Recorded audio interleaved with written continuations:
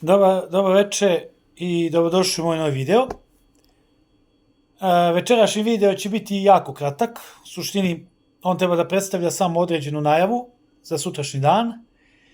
Naime, sutra u 17 časova sam zakazao prvi intervju sa jednim mojim dragim prijateljem, čovjekom koga izuzetno cenim i poštujem i uvažavam, a već sam vam nagoveštavao u prethodnim obraćanjima koje sam imao, da planiram da u perspektivi između ostalog kod mene uvedem i intervjuisanje po meni zanimljivih ljudi sa različitih sfera i različitih interesovanja. Za sutrašnji dan bit će gost čovjek koji se bavi arheologijom, istorijom umetnosti, čovjek koji sakuplja raritetna književna dela, ima veliku kolekciju starih knjiga po više od 500, 600, 700 godina, čovjek koji vrši komparativnu analizu starijih knjiga ili relativno bliskih originalnom izdanju sa modernim izdanjima i upoređuje čak i prevode, gde nam sugeriše gde je greška u modernom prevodu i gde je došlo do odstupanja od zvaničnog dela. Biće priče o Svetom kralju Malutinu, ono što sam nagovestio već da će biti. Biće o Danteu Alighiériju, biće o starim srpskim manastirima, biće o arhitekturi Italije i sličnostima između arhitekture Srbije i Italije, šta je moj prijatelj mogao da vidi.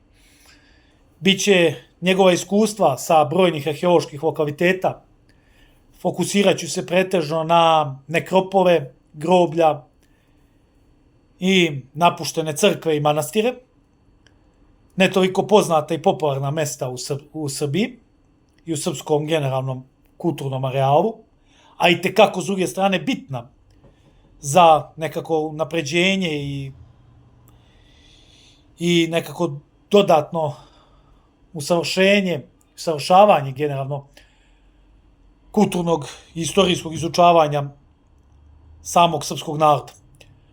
Vidjet ćete dosta i čućete dosta o simbolima, starinskim simbolima, šta oni predstavljaju, šta bi oni trebali da znače i još mnogo toga što naravno ne želim da otkrivam, vidjet ćete sutra i čućete.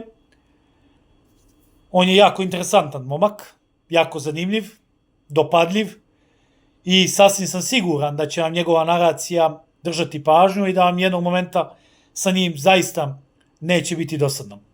Naravno, emisija će biti uživo, Dejan će biti moderator, tako da svakoga ko planira da prati emisiju može slobodno da postavi konstruktivna pitanja. Ja ću otprilike izvršiti selekciju najinteresantnijih pitanja na koje će Marko dati odgovor shodno naravno svom znanju i svom kredibilitetu.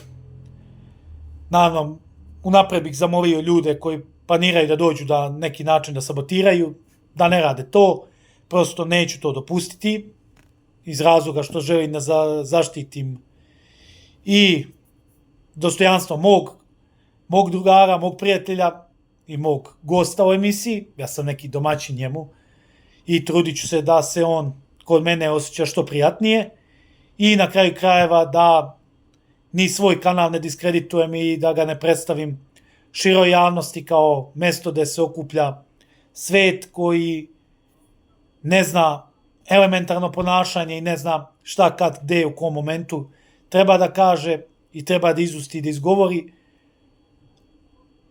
nekajući kako će drugi u datom momentu da se oseti i da li će to od nekoga sa strane da povredi i uvredi.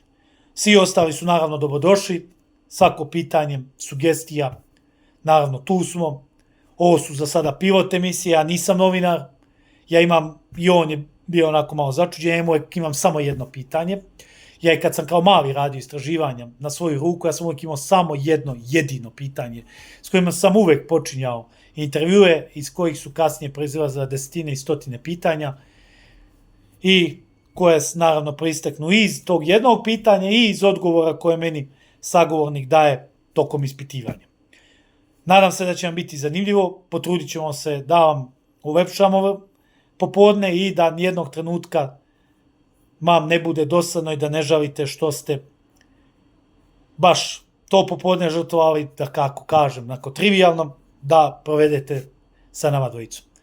Hvala na pažnji i naravno vidimo se sutra u 17 časova. Doviđenja.